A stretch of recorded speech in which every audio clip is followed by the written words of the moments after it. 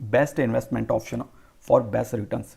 जी हाँ, अच्छे रिटर्न्स के लिए आपको अपना पैसा कहाँ पर इन्वेस्ट करना चाहिए। आज के समय में यही जानना सबसे बड़ी बात है कि कोई व्यक्ति इतने मेहनत से पैसा कमाता है तो अपने पैसों को कहाँ पर इन्वेस्ट करे ताकि उसे अच्छा रिटर्न्स मिले। रिटर्न का मतलब अच्छे ब्याज दर पे उसे लाभ प्राप्त हो अपने पैसों का।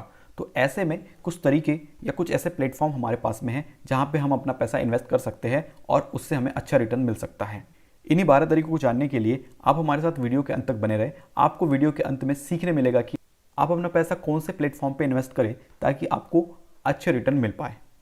इससे पहले कि हम अपने वीडियो में आगे बढ़े, आपके साथ एक कॉट शेयर करना चाहूँगा। यदि आप सोते समय पैसे बनाने का कोई तरीका नहीं खोजते हैं तो आपको मरने तक काम करना पड़ेगा। जी बिल्कुल, आप काम कर सकते हैं, काम करना बुरी बात नहीं होती है, परंतु एक टाइम के बाद जब इंसान को बुढ़ापा आता है तब उसका सहारा पैसा ही होता है। ऐसे में आप अभी इन्वेस्ट करना शुरू करेंगे तो आपके बुढ़ापे में काफ़ी अच्छा प्रॉफिट आपको होगा जो कि आपकी मदद करेगा। ये कॉट इसलिए मैं आपसे शेयर किया ताकि आप पैसों को इन्वेस्ट करने का तरीका जान पाए। और सोते समय आपने सुना होगा कि सोते समय पैसा कमाना, जी हाँ, ये इन्वेस्ट से ही पॉसिबल है कि जब आप अपना पैसा इन्वेस्ट करते हैं तो ही आप सोते हुए पैसे कमा सकते हैं। आप सो रहे हैं बिस्तर पे परंतु आपका पैसा आपको पैसे कमा के दे रहा है। यही तरीके आप इस वीडियो में आज जान पाएंगे। आप देख पा रहे हैं कि 12 तरीके आपको इन्वेस्टिंग के यहाँ पे दिख रहे हैं।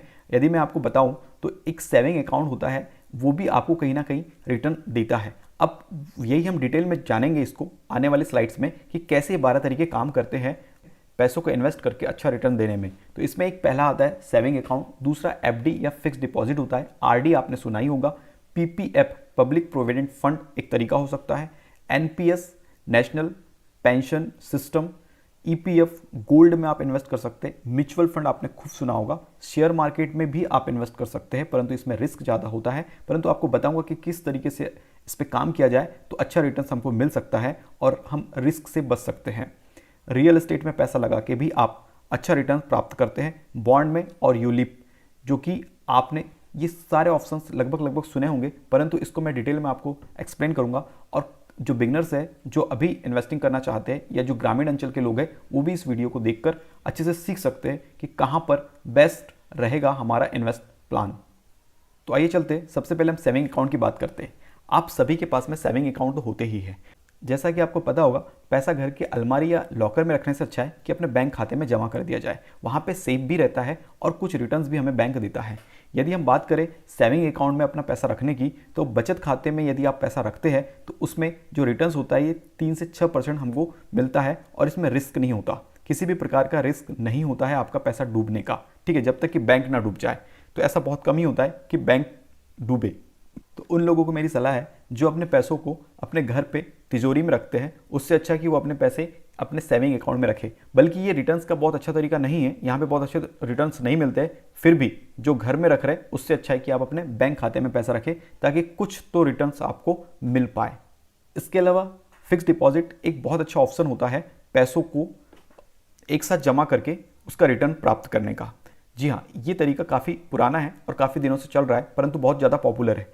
यहाँ पर एक निश्चित समय में निश्चित राशि आपको बैंक के पास जमा करनी होती है, एफडी करनी होती है और उस पर बैंक आपको ब्याज देता है। ये ब्याज 4 से 9% तक का हो सकता है, ये अलग अलग बैंकों पे डिपेंड करता है और इसमें भी रिस्क नहीं होता है। जो पैसा आप जमा करते हैं उसी पैसे पे आपको ब्याज मिल जाता है और एक निश्चित समय अवधि के लिए, जितने दिन के लिए आप एफडी करा रहे हैं, वो उसका रिटर्न मिल जाता है।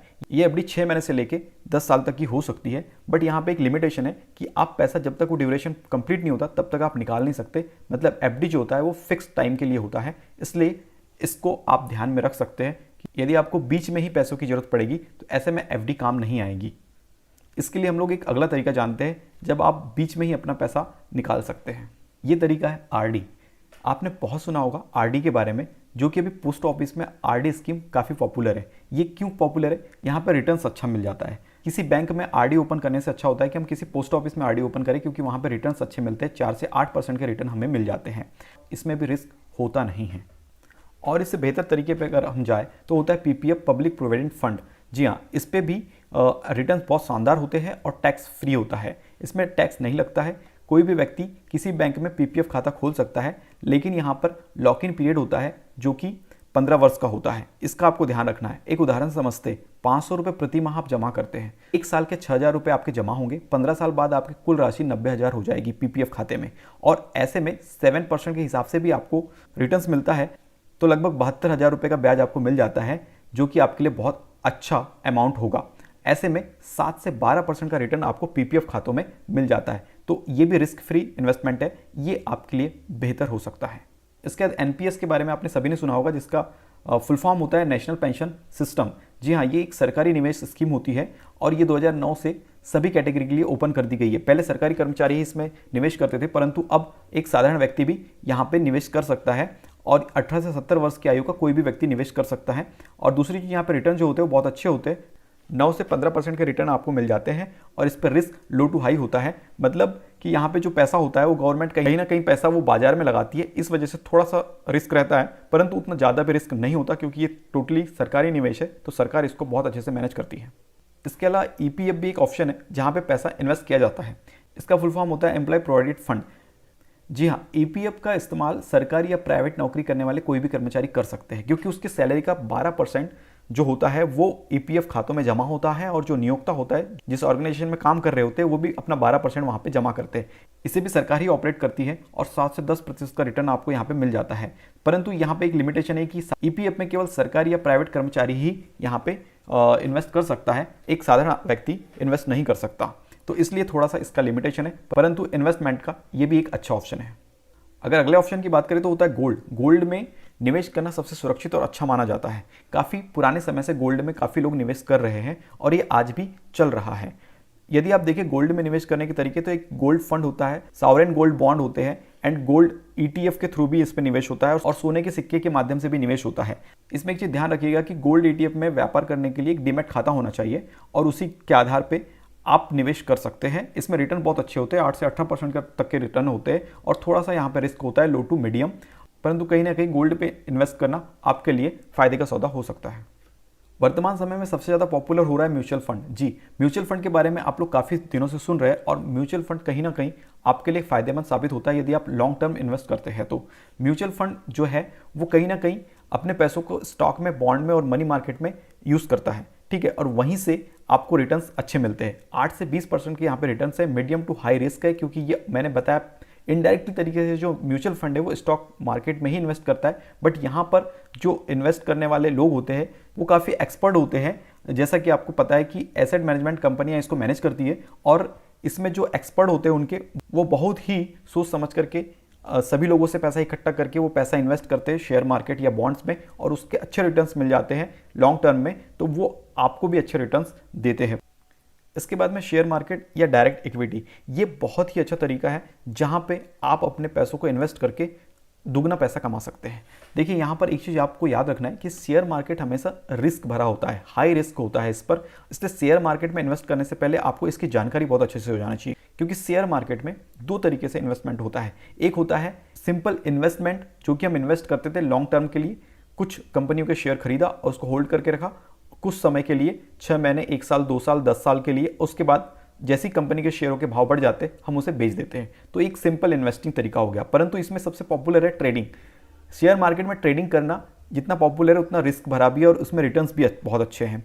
तो ट्रेडिंग एक अलग तरीका है, ये कई बार एक दिन में ही ट्रेडिंग करते हैं, जिसको इंट्राडे ट्रेडिंग कहते हैं, या फ्यूचर ट्रेडिंग या ऑप्शन ट्रेडिंग भी यहाँ पे होती है, जिसमें तुरंत मिनटों में, सेकंड्स में पैसा कमाया जाता है, परंतु ये बहुत ज़्यादा जोखिम भरा है। इसकी सलाह मैं तब तक नहीं दूंगा जब तक कि आप शेयर मार्केट के बारे में अच्छे से जान ही लेते, इसके बाद ही आप वहाँ पे इन्वेस्ट कर सकते हैं। भारत में यदि शेयर मार्केट की बात करें तो यहाँ पर नेशनल स्टॉक एक्सचेंज और बॉम्बे स्टॉक एक्सचेंज काम करते हैं। रिटर्न्स यहाँ पे बहुत अच्छे होते हैं, 20% तक रिटर्न आपको मिल सकता है, बहुत हाई रिस्क होता है।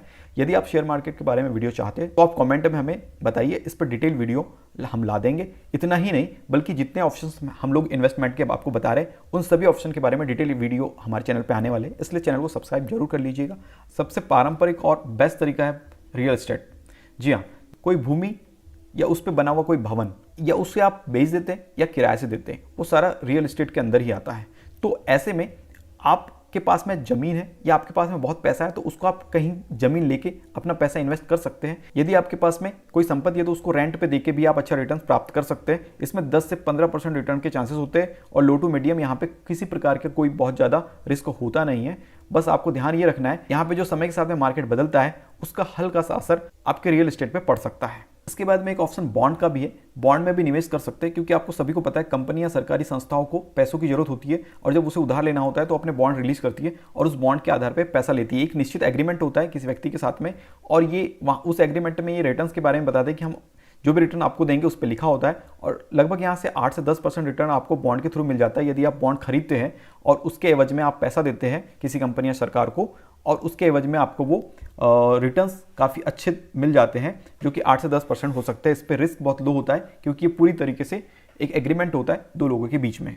इसके अलावा यूलिप भी एक तरीका है जहाँ पे आप इन्वेस्ट कर सकते हैं, बल्कि यहाँ पे आपको दोहरा लाभ मिलता है बीमा का और निवेश का। जी हाँ, जब आप अपना पैसा यहाँ पे इन्वेस्ट करते हैं तो आपको एक बीमा कवर भी मिल जाता है और जो निवेश किया हुआ पैसा है उस पर कुछ रिटर्न भी मिल जाते हैं। 10 से 12% के रिटर्न होते हैं जो कि काफ़ी अच्छे हैं और यहाँ पे रिस्क जो होता है वो मीडियम टू हाई होता है। तो कहीं ना कहीं आप बीमा और निवेश का एक साथ फायदा उठा सकते हैं यूलिप प्लेटफॉर्म पर अपना इन्वेस्टमेंट करके। आई होप कि इन्वेस्टमेंट के ये 12 तरीके आपको समझ आ गए होंगे और यदि आप इन पे डिटेल वीडियो चाहते हैं तो कमेंट कीजिए। So thank you for watching. मिलते हैं नेक्स्ट वीडियो में, तब तक के लिए टेक केयर।